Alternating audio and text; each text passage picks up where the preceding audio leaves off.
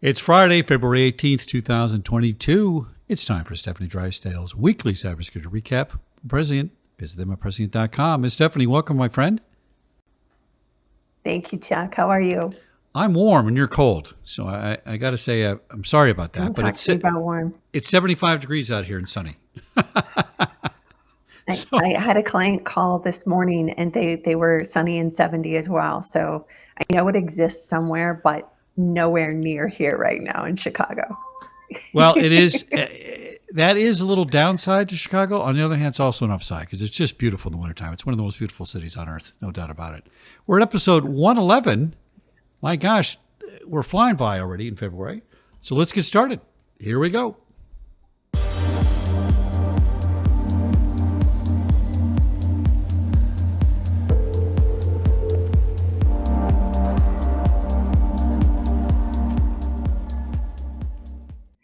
So this week, Lexology shared how to spot and protect yourself against scams, the little black book, in an effort to help Australians and, of course, anyone else who'd like to protect themselves.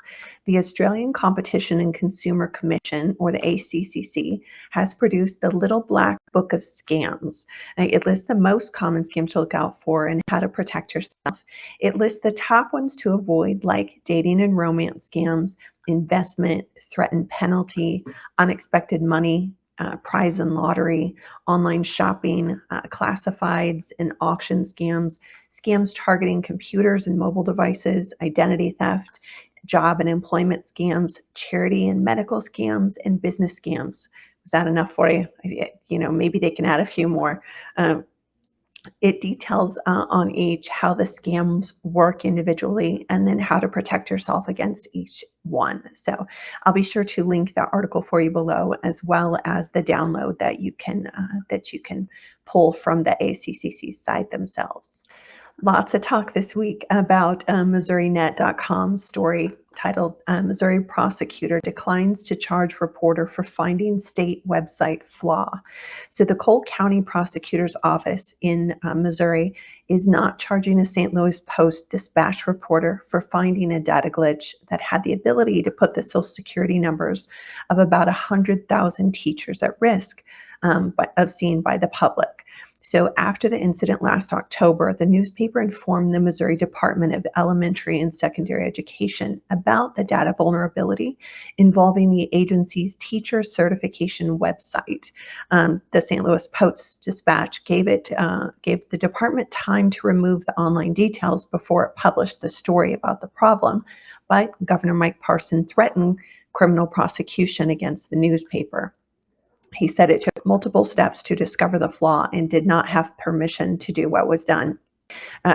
Definitely a lot of talk about this within the community. This is a lot of times how these things work, that security researchers or white hat hackers will find certain vulnerabilities, they'll disclose them, they'll give ample time before the mitigation and the fix, and then they release the notes. So in this particular case, I'm not sure that the receiving end was privy to how normal processes work, but I am grateful to hear that the person who brought it to their attention, who happened to be a good guy, was not harmed in the process. So, and with tensions rising between Russia and the Ukraine, CISO has issued guidance for businesses on the elevated threats. So I'll link some resources from James W.'s post for you below. Justin Fear shared SC Magazine's article titled Phishing Attacks Impersonating LinkedIn Jumped 232% since February 1. Researchers say that they have recorded a 232% increase in email phishing attacks impersonating LinkedIn since February 1st. In a blog post, Egress researchers say that these attacks use display name spoofing and stylized HTML templates to socially engineer Microsoft Outlook 365 users into clicking on phishing links and then entering their credentials on phony websites. Many professionals choose to include their corporate email address within their profiles, and many regularly receive update communication from LinkedIn. Consequently, they could be more trusting of a stylized phishing email. Just to clarify, LinkedIn is only getting looped in here because the scammers are pretending to be them. The ultimate goal here seems to be less related to brand damage and more for credential capture and account takeovers. Be sure to be skeptical of any inbound communication you received, even from LinkedIn, and you might want to limit the amount of email notifications you receive as well to avoid the temptation of clicking on those dangerous links. When in doubt, log into the app, go to the actual website, and be wary of any outreach. IEEE.org shared this article titled, "Their Bionic Eyes Are Now Obsolete and Unsupported."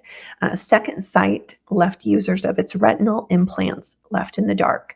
This is a really tragic story with far-reaching impact, both for the individuals impacted, as well as a warning for the technology industry as a whole.